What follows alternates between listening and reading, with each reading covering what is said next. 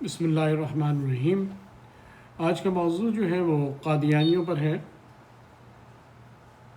جو کہ یہ فتنہ ذوالفقار علی بھٹو کے دور میں شروع ہوا تھا۔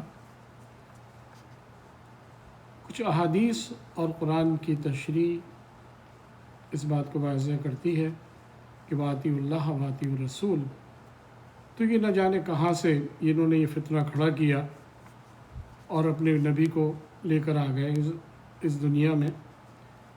اور یہ ایک ویسٹرن پاور تھی۔ کچھ لوگوں کا ایمان جو ہے وہ سیل پر ہوتا ہے، اور لوگ بھانپ لیتے ہیں کہ یہ ایزی ٹارگٹ ہے، ان کو ساتھ لے کے چلو، کھلاتے پلاتے رہو، تو یہ اپنا ایمان بیچ دیں گے اور ایک نیا فتنہ مذہب میں کھڑا کریں گے۔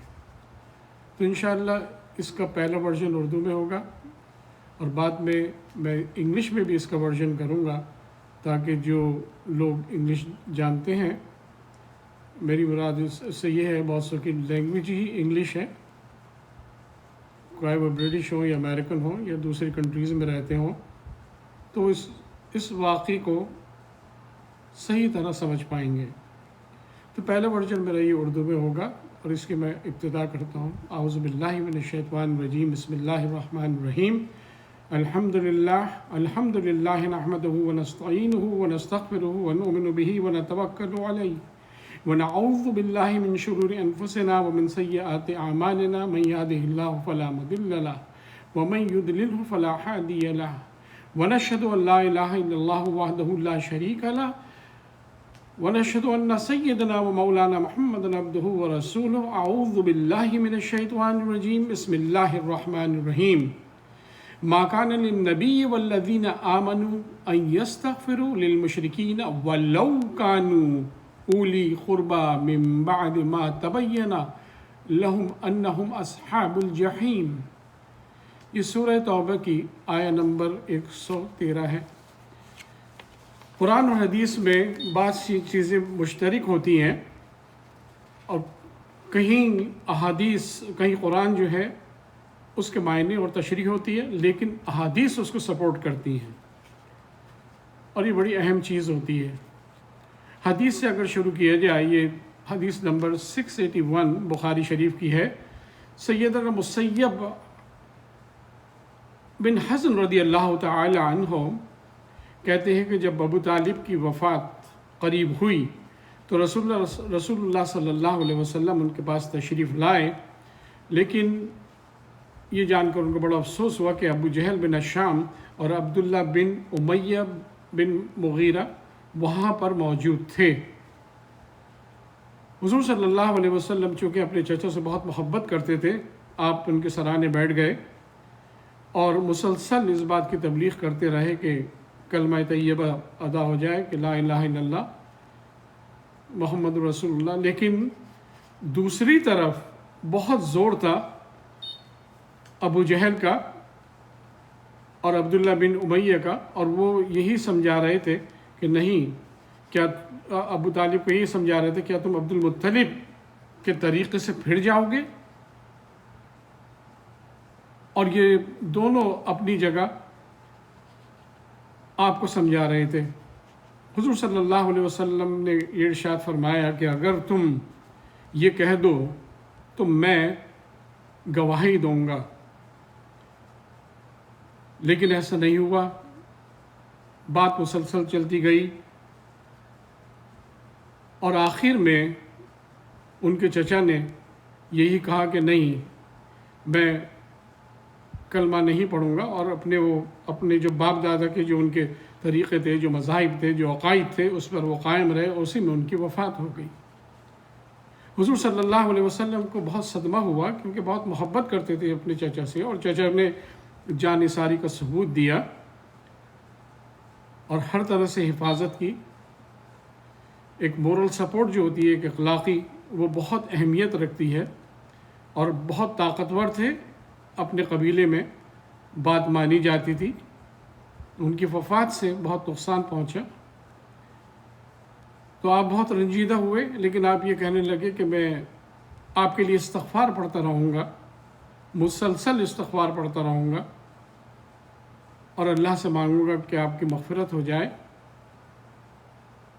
جب تک کہ مجھے کوئی ہدایت نہیں آتی، اس کا مطلب یہ کوئی وحی نازل نہیں ہوتی۔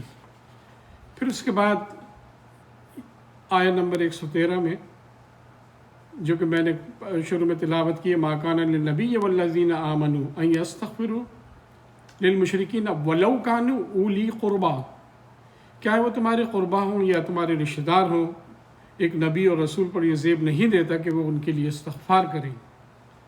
تو بات یہاں ختم ہو گئی، نبوت آپ کے وفات کے بعد ختم ہو گئی، لیکن رسالت یعنی تبلیغ جو ہے اس کا سلسلہ جاری رہا، جو آج تک جاری ہے۔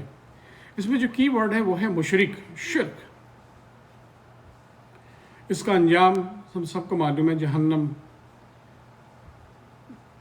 بہت ہی کینسر سے زیادہ شدید مرض ہے یہ، اور جن لوگوں کو یہ مرض لگا ہوا ہے وہ انجانے میں اس کو سمجھتے بھی نہیں ہیں، اگرچہ قرآن میں، حدیث میں، علماء نے ہر طریقے سے ان کو سمجھانے کی کوشش کی ہے، لیکن اللہ نے ان کو توفیق نہیں دی اور ان کی سمجھ میں یہ بات نہیں آئی ہے اب تک۔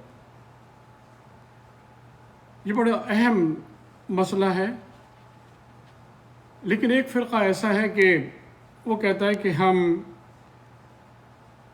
اللہ کی اور رسول کی اطاعت کرتے ہیں، اگرچہ ایسا نہیں ہے، نہ وہ اللہ کی اطاعت کرتے ہیں نہ وہ رسول کی اطاعت کرتے ہیں۔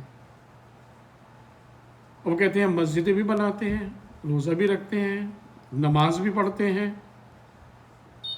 اور یہ سب غیر ضروری باتیں ہیں کہ اگر آپ کا ایمان قوی نہیں ہے تو پھر کچھ بھی نہیں ہے۔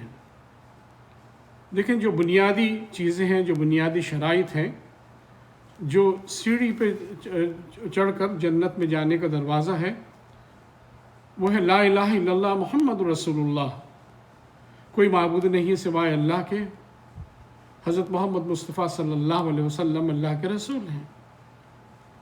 اشہد ان لا الہ الا اللہ وحدہ لا شریک لہ واشہد ان محمدا عبدہ ورسولہ۔ جو بھی ایمان لاتا ہے اس کا پہلا جملہ یہی ہوتا ہے کہ میں گواہی دیتا ہوں کہ اللہ کے سوا کوئی معبود نہیں ہے اور نہ اس کا کوئی شریک ہے، اور میں گواہی دیتا ہوں کہ حضرت محمد مصطفیٰ صلی اللہ علیہ وسلم اس کے بندے اور رسول ہیں۔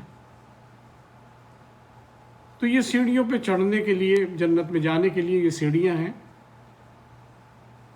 اب آپ یہ دیکھیں کہ اس میں کہاں قادیانیوں کا نام لکھا ہوا ہے، کہاں ان کے پیغمبر کا نام لکھا ہوا ہے، اور نبی جو بھی کچھ وہ کہنا چاہیں۔ یہ تو بنیاد ہے، اول بھی یہی ہے اور آخر بھی یہی ہے، تو یہ کہاں سے پیدا ہو گئے اور یہ کہاں سے یہ لے آئے؟ وَالْفِتْنَةُ أَشَدُّ مِنَ الْقَتْلِ، اور یہ بات واضح ہے، قرآن کے الفاظ ہیں کہ فتنہ جو ہے وہ قتل سے زیادہ مضر ہے جو کہ ان لوگوں نے پھیلایا ہوا ہے۔ ہدایت ان کو نہیں ملی ہے، اور یہ فتنہ جو ہے وہ بہت آگے تک بڑھ گیا ہے، اور یہ ہماری ذمہ داری ہے کہ اس فتنے کو ہم قتل کریں۔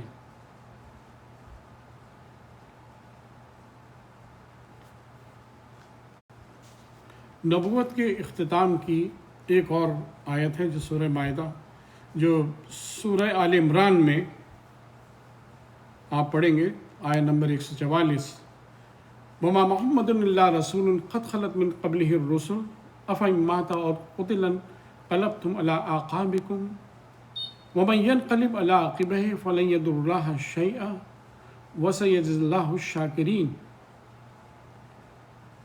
یہ صاف الفاظوں میں کہہ دیا گیا ہے، وَمَا مُحَمَّدٌ إِلَّا رَسُولٌ قَدْ خَلَتْ مِن قَبْلِهِ الرُّسُلُ۔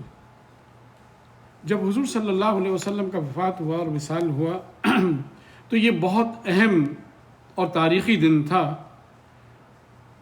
ایک صدمہ تھا جو لوگوں پر طاری تھا، ایک اچنبھا تھا۔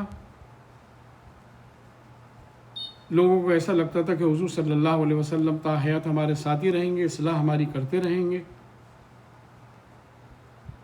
حضرت عمر فاروق رضی اللہ تعالی عنہ جو حضور صلی اللہ علیہ وسلم کے ساتھ تقریباً 17 سال گزار چکے تھے، محبت کی انتہا تھی، ایک مرتبہ حضور صلی اللہ علیہ وسلم نے حضرت عمر فاروق رضی اللہ تعالیٰ عنہ سے دریافت کیا کہ تم مجھ سے کتنی محبت کرتے ہو؟ آپ نے کہا بہت. اس دنیا سے زیادہ؟ جی. اپنی جان سے زیادہ؟ ایک تھوڑا سا وقفہ ہوا. آپ نے کہا ہاں اپنی جان سے زیادہ. جب آپ نے یہ وفات کی خبر سنی تو آپ بے تحاشا صدمہ جو تھا ان کا وہ انتہا پر تھا، اور محبت کا جوش وہ بھی انتہا پر تھا. آپ فوراً کہہ بیٹھے کہ اگر کسی نے یہ کہا کہ محمد صلی اللہ علیہ وسلم وفات پا چکے ہیں تو میں اس کا سر قلم کر دوں گا. جب یہ حالت دیکھی گئی تو حضرت ابو صدیق رضی اللہ تعالی عنہ وہ آئے اور آپ نے آ کے کہا، اس سے پہلے بھی تمام رسول اور نبی آئے وہ اروا کر چلے گئے. اس کا مطلب یہ نہیں ہے کہ آج اگر نبوت کا اختتام ہوا کہ رسالت جو ہے وہ نہیں ہوگی، وہ جاری رہے گی. یہ لوگوں کی محبت اور جوش و خروش کی انتہا تھی. اور یہ ایک اور بہت ہی پائیدار ثبوت ہے سورہ آل عمران کا کہ آپ کا وصال ہوا، نبوت ختم ہوئی اور رسالت شروع ہوئی. یہ آیتیں پڑھنے کے بعد بھی اگر قادیانی یہ کہتے ہیں کہ ان کے پاس کوئی اور نبی اور رسول پیدا ہو چکا ہے، لیکن یہ بات حضور صلی اللہ علیہ وسلم نے اپنے آخری خطبے میں بھی ظاہر کر دی تھی کہ میرے بعد تم بھٹک نہ جانا، اور اس فتنے کو واضح کر دیا تھا کہ میرے بعد کوئی اب آئے گا نہیں. اور جب میں یہاں سے چلے جاؤں میں دو چیزیں چھوڑ کر جا رہا ہوں، ایک قرآن اور ایک حدیث. اور یہ بات بڑی مستحکم تھی، آپ کے الفاظ قطعی اور آخری تھے. اب اس کے بعد کس بات کی گنجائش رہتی ہے جو قادیانی اپنا زور لگا رہے ہیں؟ ذوالفقار علی بھٹو کے دور میں اس بات کو علماء کے درمیان، ان کے علماء اور ہمارے علماء، اور یہ بات طے ہو گئی تھی کہ اگر تم ایسا کرتے ہو تو تم مسلمان نہیں ہو. کیونکہ اگر آپ ایک آیت جو ہے قرآن کی اس پہ بھی اگر آپ کا عقیدہ نہیں ہے تو آپ اسلام سے خارج ہیں. اور یہ آیت متصدقہ ہے، وما محمد الا رسول قد خلت من قبلہ الرسل افإن مات او قتل انقلبتم علی اعقابکم. اس کے بعد کوئی گنجائش ہی نہیں رہتی. تو یہ بڑے افسوس کی بات ہے، اور یہ ہمارے لیے قابل غور اور قابل تشویش ہے کہ کبھی ایسا فتنہ کھڑا ہو تو ہم لوگوں میں اتحاد ہو اور اس فتنے کو ہم جڑ سے ختم کر دیں. اگر قادیان کے لوگ اپنے علماء سے کنارہ کشی اختیار کر لیں اور قرآن کی صحیح سمجھ ان کو آ جائے، سمجھ بوجھ، تو یہ فتنہ جو ہے بہت جلدی ختم ہو جائے گا انشاءاللہ. قادیانیوں کی مسجد نہیں ہے. وہ مسجد جس کی بنیاد تقوی پر نہ ہو وہ مسجد بالکل بیکار ہے. وہ صرف اینٹیں ہیں اور فتنے کی ایک جگہ ہے. آیت نمبر 108 میں اگر دیکھیں، اللہ تعالیٰ نے واضح طور پر یہ فرما دیا ہے، لا تقم فیہ ابدا لمسجد اسس علی التقوی من اول یوم الاحق ان تقوم فیہ رجال یحبون ان یطہروا واللہ یحب المطہرین. بات بالکل واضح ہے. وہ مسجد جس کی بنیاد تقوی پہ رکھی گئی ہو، ہمیں حکم ہے کہ وہاں جائیں، اللہ کی عبادت کریں، قرآن کی تلاوت کریں، وہ احادیث بیان کریں جو حضور صلی اللہ علیہ وسلم نے بیان کی ہیں. بخاری شریف، مسلم، ان میں تمام احادیث ہیں، اس کا ذکر کریں. اور یہ مسجد جو تقوی کی بنیاد پہ رکھی جاتی ہے یہ بالکل فائنل ہے اور اس میں اللہ کی رحمت ہے. اور جتنی بھی مساجد تقوی کی بنیاد پر رکھی گئیں، اللہ تعالیٰ نے ان مساجد کو قائم اور دائم رکھا۔ ایک مسجد درار تھی جس کی بنیاد فتنے پر رکھی گئی تھی۔ ابو عامر راہب جو تھا بہت ظالم آدمی تھا اور حضور صلی اللہ علیہ وسلم کا دشمن تھا۔ اس نے مشرکین کو بھڑکایا اور کہا کہ تم یہاں پر یہ مسجد بناؤ، اور یہ ریزن یہ بتاؤ کہ مسجد قباء جو ہے وہ ذرا زیادہ دور ہے اور وہاں پر لوگ جو بیمار ہیں یا جو اپاہج ہیں وہ نہیں آ پاتے، تو ہم اس لیے یہ مسجد بنا رہے ہیں۔ اس میں وہ مسجد یہ بنائی گئی۔ تقریباً 12 مشرکین جو تھے، جن کو ہپوکریٹس کہتے ہیں، وہ حضور صلی اللہ علیہ وسلم کے پاس پہنچے اور انہوں نے کہا کہ ہم یہ مسجد بنانا چاہتے ہیں اور اس کا مقصد صرف یہی ہے جو ہم بیان کر چکے ہیں، تو آپ آئیے اس میں نماز پڑھیں۔ تو آپ نے کہا صحیح ہے، میں آؤں گا، اس میں نماز پڑھوں گا، ابھی تو میں غزوہ تبوک کی تیاری میں مصروف ہوں، جب میں واپس آؤں گا اس کے بعد میں یہاں پر نماز ادا کروں گا۔ یہ لوگ سمجھ گئے کہ ایسا ہوگا، لیکن ایسا نہیں ہوا۔ حضور صلی اللہ علیہ وسلم کو وحی کے ذریعے یہ بات بتا دی گئی تھی کہ یہ مشرکین نے جو یہ مسجد کی بنیاد رکھی ہے، اس کا مقصد یہ نہیں ہے، اس کا مقصد یہ ہے کہ ایک تفرقہ ڈالنا اور اس مذہب کو آگے نہ بڑھنے دینا، اور یہ آپ کے صریح دشمن ہیں ابو عامر راہب، اور یہ آپ کو نقصان بھی پہنچا سکتے ہیں، اور اس سے پہلے بھی اس نے جنگیں لڑی ہیں حضور صلی اللہ علیہ وسلم کے خلاف اور نقصان پہنچایا ہے، اور یہ صریح دشمن تھا۔ لیکن ان کے جو صاحبزادے تھے وہ ایک صحابی تھے، حضرت حنظلہ رضی اللہ تعالی عنہ، اور ان کی شان یہ تھی کہ جب ان کا انتقال ہوا تو فرشتے ان کو غسل دینے آئے، اور ان کا نک نیم جو سمجھے ان کو کہا گیا غسل ملائکہ۔ یہ باپ بیٹے میں فرق تھا۔ ابو عامر کی یہ کوشش ناکام رہی، کیونکہ حضور صلی اللہ علیہ وسلم کو اس بات کی اطلاع دی گئی وحی کے ذریعے۔ جب آپ کو یہ معلوم ہوا تو آپ نے حکم دیا کہ اس مسجد کو گرا دیا جائے، مسمار کر دیا جائے، اور جب یہ گر جائے تو اس کو آگ لگا دی جائے۔ تو یہ بدترین مثال ہے اس فتنے کی جس فتنے کی بنیاد پر یہ مساجدیں بنائی جا رہی ہیں۔ اب جتنی بھی مساجد قادیانی بنائیں گے وہ بالکل ایسے ہی ہیں جیسے مسجد درار انہوں نے بنا لی، ایک فتنہ کھڑا کر دیا اور اس فتنے کو آگے بڑھا رہے ہیں۔ صحیح ہے، تم قرآن پڑھتے ہو، نماز پڑھتے ہو،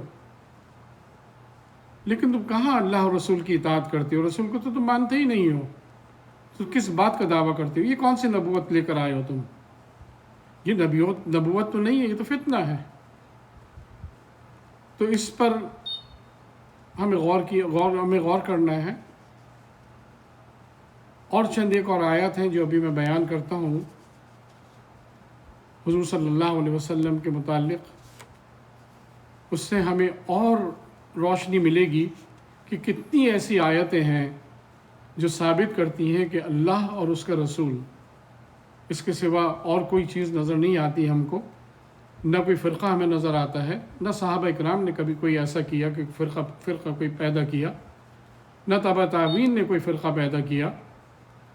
یہ آج کے دور میں انہوں نے فرقہ پیدا کیا جو کہ ایک ویسٹرن پاور ہے، اور ان کو بڑا پش مل رہا ہے، ان کو پیسہ مل رہا ہے اس بات کا، اور جیسا کہ میں پہلے کہہ چکا ہوں ان کا ایمان جو ہے وہ سیل پر ہے، اور ویسٹرن پاور نے یہ جانچ لیا ہے کہ بہت آسانی سے اپنا ایمان بیچ سکتے ہیں، ان کو خرید لیا، ان کو استعمال کر رہے ہیں۔ آگے اور اس کی تفصیل کچھ اس طرح بیان کی گئی ہے۔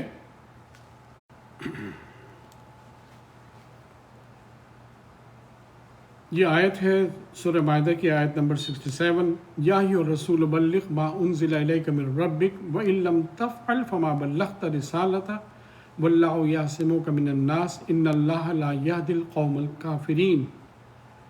حضور صلی اللہ علیہ وسلم کو اللہ تعالیٰ نے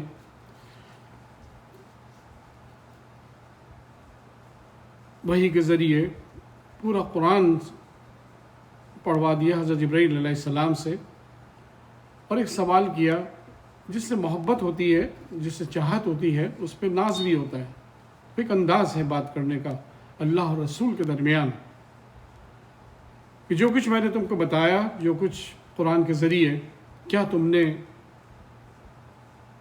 اپنی امت کو پہنچا دیا؟ یہ تمام عالم کو پہنچ گیا ہے؟ یہ ایک ایک حدیث، ایک ایک آیت قرآن کی جو واضح طور پر حضور صلی اللہ علیہ وسلم نے بہت محنت کی.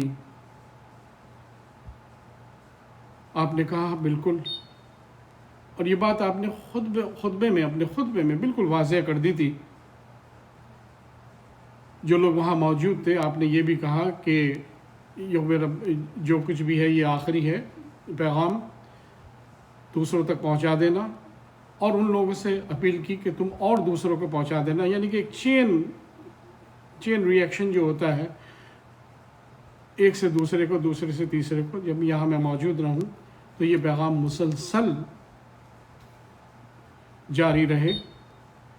اور آپ نے کلمہ شہادت کی انگلی اٹھا کے یہ بھی کہا تھا کہ اللہ، تو نے جو کچھ مجھ کو علم دیا وہ میں نے دوسروں تک پہنچا دیا، اور تو اس کا گواہ ہے.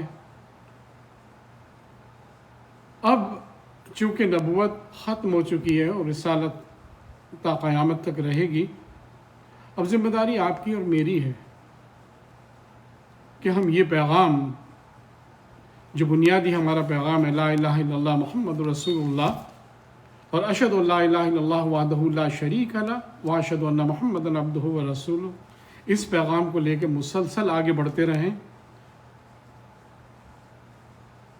اپنی نیکسٹ جنریشن اس تک یہ پیغام پہنچائیں، کیونکہ یہ بہت اہم پیغام ہے جس کو ہم نے کنٹینیو رکھنا ہے. اس کو مسلسل طور پہ اس کو ہم کو لوگوں کو بتانا ہے، اور کوئی بھی فتنہ کھڑا ہو اس کے خلاف یہ کلمے، یہ شہادت، یہ قرآن، یہ حدیث بہت کافی ہیں. اور جب آپ آگے بڑھیں گے انشاءاللہ اللہ آپ کی بھی مدد کرے گا، ہماری بھی مدد کرے گا. یہ پیغام سب کے لیے ہے، تمام امت مسلمہ کے لیے یہ پیغام ہے. حضور صلی اللہ علیہ وسلم اس امت سے یہ امید رکھتے ہیں جو کہ بہترین امت ہے. اس کا ہم شکر بھی ادا نہیں کر سکتے کہ ہم حضور صلی اللہ علیہ وسلم کی امت میں سے ہیں. یہ اللہ کا فضل و کرم ہے کہ ہم اس امت میں پیدا ہوئے، لیکن پوری قوت کے ساتھ، جو ایمانی قوت ہے، اس قوت کے ساتھ ہم آگے بڑھیں اور تبلیغ اپنی جاری رکھیں. تو انشاءاللہ تعالیٰ اس کا نیکسٹ ورژن جو ہے وہ میں انگلش میں بھی دوں گا، تاکہ دوسرے لوگ بھی اس کو سمجھ سکیں، جو امریکن ہیں، جو برٹش ہیں، یا جن کی مدر ٹنگ انگلش ہے، وہ بھی اس پیغام کو سمجھ سکیں. اور انشاءاللہ تعالیٰ یہ کوشش ہماری جاری رہے گی. آپ میرے لیے دعا کریں، میں آپ کے لیے دعا کروں، اور ہم سب مل کر امت محمد صلی اللہ علیہ وسلم کے لیے دعا کریں. اللہ تعالیٰ ہماری مغفرت فرمائے. آمین.